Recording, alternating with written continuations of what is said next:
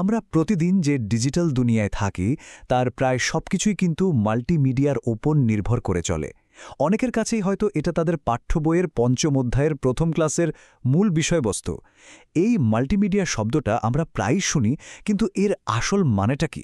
চলুন আজ এই বিষয়টাকেই একদম সহজ করে জেনে নেওয়া যাক। শুরুতেই একটা খুব সাধারণ প্রশ্ন করি। পড়াশোনার জন্য বা নতুন কিছু শেখার জন্য ইউটিউবে কি কখনো কোনো টিউটোরিয়াল দেখা হয়েছে? ধরুন কোনো গণিতের সমাধান বা হয়তো নতুন কোনো স্কিল শেখার ভিডিও? যদি উত্তরটা হ্যাঁ হয়, তাহলে কিন্তু মাল্টিমিডিয়ার অভিজ্ঞতা ইতিমধ্যেই হয়ে গেছে। কারণ ওই ভিডিওগুলোতে শুধু লেখা ছিল না, বরং সেখানে ছবি, শব্দ আর অ্যানিমেশনের মতো অনেক কিছু একসাথে কাজ করেছে। আর এটাই হলো মাল্টিমিডিয়ার একদম মূল ধারণা। তো আজকের এই আলোচনা জুড়ে আমরা কি দেখব? প্রথমে আমরা জানব মাল্টিমিডিয়া আসলে কি। এরপর আমরা এর ৬টা মূল উপাদান দেখব।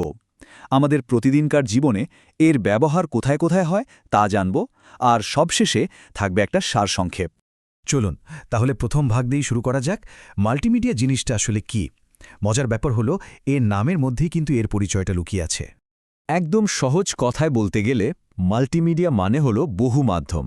মানে যখন কোনো তথ্যকে সুন্দর করে দেখানোর জন্য লেখা, ছবি, শব্দ, ভিডিও আর অ্যানিমেশনের মতো অনেকগুলো মাধ্যমকে একসাথে করা হয়, তখনই সেটা মাল্টিমিডিয়া হয়ে ওঠে।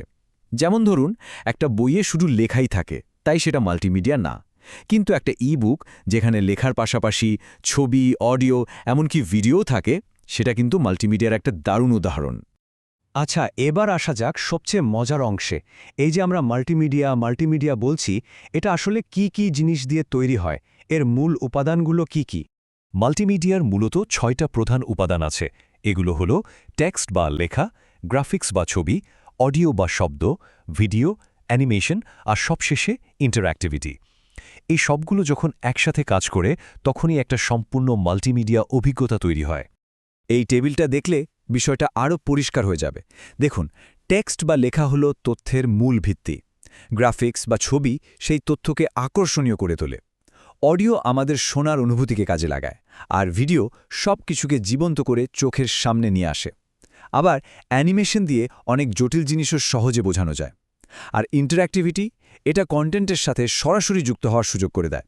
ভাবুন তো, প্রত্যেকটা উপাদান কিভাবে আমাদের এক একটা ইন্দ্রিয়কে কাজে লাগিয়ে পুরো বিষয়টাকে আরও সহজ আর মজার করে তোলে। মানে এই ৬টা উপাদানকে যখন একসাথে মেলানো হয়, তখনই মাল্টিমিডিয়ার আসল ক্ষমতাটা বোঝা যায়। প্রতিটা উপাদান একে অন্যকে সাহায্য করে একটা দারুণ অভিজ্ঞতা তৈরি করে। লেখার সাথে ছবি, ছবির সাথে শব্দ, আর সবকিছুর সাথে চলমান দৃশ্য। এটাই হলো মাল্টিমিডিয়ার মূল শক্তি। তো মাল্টিমিডিয়া কি, আর এর উপাদানগুলোই বা কি সেটা তো জানা হলো। এখন চলুন দেখি আমাদের প্রতিদিনের জীবনে এটা ঠিক কোথায় কোথায় কাজে লাগছে, বা আমরা কোথায় এর ব্যবহার দেখছি। এই টেবিলটা দেখলেই বোঝা যায় যে মাল্টিমিডিয়া কিন্তু আমাদের জীবনের প্রায় সব ক্ষেত্রেই জড়িয়ে আছে। যেমন শিক্ষাক্ষেত্রে অনলাইন কোর্স বা ভিডিও টিউটোরিয়াল, বিনোদনের জন্য সিনেমা বা ভিডিও গেম, এমনকি বিজ্ঞাপনেও এর ব্যাপক ব্যবহার হচ্ছে। আবার আমরা যে ডিজিটাল বই বা পত্রিকা পড়ি, সেখানেও কিন্তু মাল্টিমিডিয়াই ব্যবহার করা হয়। বেশ, তাহলে পুরো আলোচনাটা এবার একবারে গুছিয়ে নেওয়া যাক। মূল বিষয়টা তাহলে কি দাঁড়ালো? আসল কথা হলো, মাল্টিমিডিয়া কিন্তু কোনো একটা মাধ্যম না, বরং এটা text, graphics, audio, video, animation এবং ইন্টারঅ্যাক্টিভিটি এর মতো অনেকগুলো মাধ্যমের একটা শক্তিশালী মিশ্রণ। আর এই অসাধারণ মিশ্রণের কারণেই আমরা আজকে এত সুন্দর, আকর্ষণীয় আর কার্যকর ডিজিটাল কন্টেন্ট উপভোগ করতে পারছি। শেষ করার আগে একটা প্রশ্ন রেখে যাই। একবার ঠান্ডা মাথায় ভাবুন তো, যদি মাল্টিমিডিয়া না থাকতো, তাহলে আমাদের এই ডিজিটাল পৃথিবীটা কেমন হতো? আমাদের শেখা, বিনোদন বা একে অপরের সাথে যোগাযোগ করার ধরন সবকিছুই কি একদম অন্যরকম হয়ে যেত না?